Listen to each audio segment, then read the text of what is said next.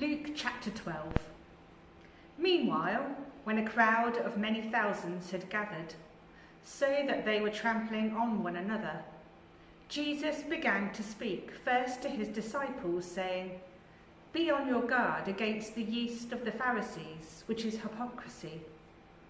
There is nothing concealed that will not be disclosed, or hidden that will not be made known. What you have said in the dark will be heard in the daylight, and what you have whispered in the ear in the inner rooms will be proclaimed from the roofs. I tell you, my friends, do not be afraid of those who kill the body, and after that can do no more. But I will show you whom you should fear. Fear him who, after your body has been killed, has authority to throw you into hell. Yes, I tell you, fear him. Are not 5 sparrows sold for 2 pennies? Yet not one of them is forgotten by God. Indeed, the very hairs of your head are all numbered. Don't be afraid. You are worth more than many sparrows. I tell you, whoever publicly acknowledges me before others, the Son of Man will also acknowledge before the angels of God. But whoever disowns me before others will be disowned before the angels of God. And everyone who speaks a word against the Son of Man will be forgiven. But anyone who blasphemes against the Holy Spirit will not be forgiven. When you are brought before synagogues, rulers and authorities, do not worry about how you will defend yourselves or what you will say, for the Holy Spirit will teach you at that time what you should say." Someone in the crowd said to him, "Teacher, tell my brother to divide the inheritance with me." Jesus replied, "Man, who appointed me a judge or an arbiter between you?" Then he said to them, "Watch out. Be on your guard against all kinds of greed. Life does not consist in an abundance of possessions." And he told them this parable. The ground of a certain rich man yielded an abundant harvest. He thought to himself, "What should I do? I have no place to store my crops." Then he said, "This is what I'll do. I will tear down my barns and build bigger ones, and there I will store my surplus grain. And I'll say to myself, you have plenty of grain laid up for many years. Take life easy, eat, drink, and be merry." But God said to him, "You fool, this very night your life will be demanded from you. Then who will get what you have prepared for yourself? This is how it will be with whoever stores up things for themselves, but is not rich towards God." Then Jesus said to his disciples, "Therefore I tell you, do not worry about your life, what you will eat, or about your body, what you will wear. For life is more than food, and the body more than clothes. Consider the ravens. They do not sow or reap. They have no storeroom or barn, yet God feeds them. And how much more valuable you are than the birds. Who of you by worrying can add a single hour to your life? Since you cannot do this very little thing, why do you worry about the rest? Consider how the wild flowers grow. They do not labour or spin. Yet I tell you, not even Solomon in all his splendour was dressed like one of these. If that is how God clothes the grass of the field, which is here today and tomorrow is thrown into the fire, how much more will he clothe you, you of little faith? And do not set your heart on what you will eat or drink.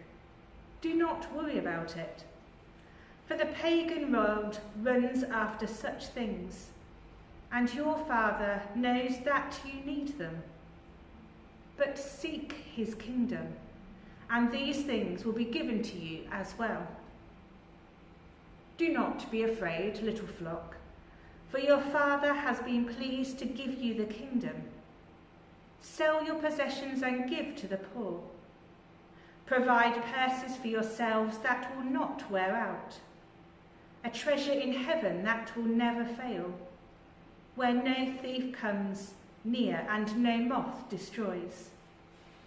For where your treasure is, there your heart will be also. Be dressed, ready for service, and keep your lamps burning, like servants waiting for their master to return from a wedding banquet, so that when he comes and knocks, they can immediately open the door for him. It will be good for those servants whose master finds them watching when he comes. Truly, I tell you, he will dress himself to serve, will make them recline at the table, and will come and wait on them. It will be good for those servants whose master finds them ready, even in the middle of the night or towards daybreak. But understand this: if the owner of the house had known at what hour the thief was coming, he would not have let his house be broken into. You also must be ready, because the Son of Man will come at an hour when you do not expect him. Peter asked, Lord, are you telling this parable to us or to everyone? The Lord answered, Who then is the faithful and wise manager whom the master puts in charge of his servants to give them their food allowance at the proper time? It will be good for that servant whom the master finds doing so when he returns. Truly I tell you, he will put him in charge of all his possessions. But suppose the servant says to himself, My master is taking a long time in coming, and he begins to beat the other servants, both men and women, and to eat and drink and to get drunk. The master of that servant will come on a day when he does not expect him, and at an hour he is not aware of. He will cut him to pieces and assign him a place with the unbelievers.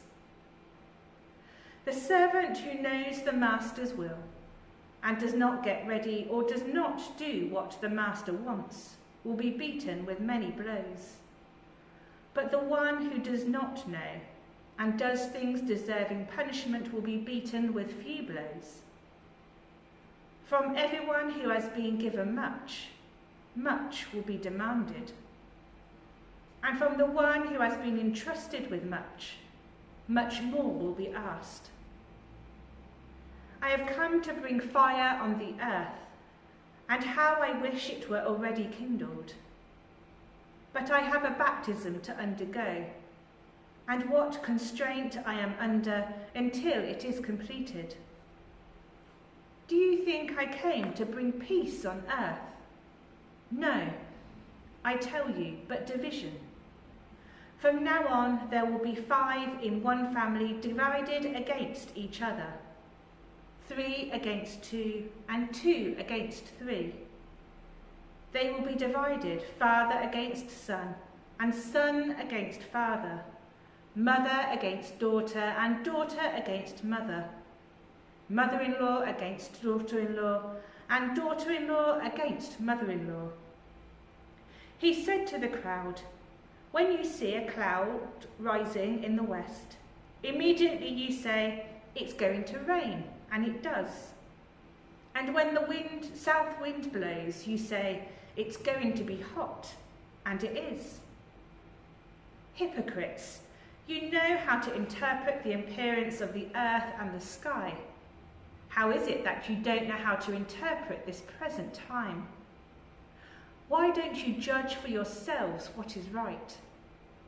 As you are going with your adversary to the magistrate, try hard to be reconciled on the way, or your adversary may drag you off to the judge, and the judge turn you over to another officer, and the officer throw you into prison.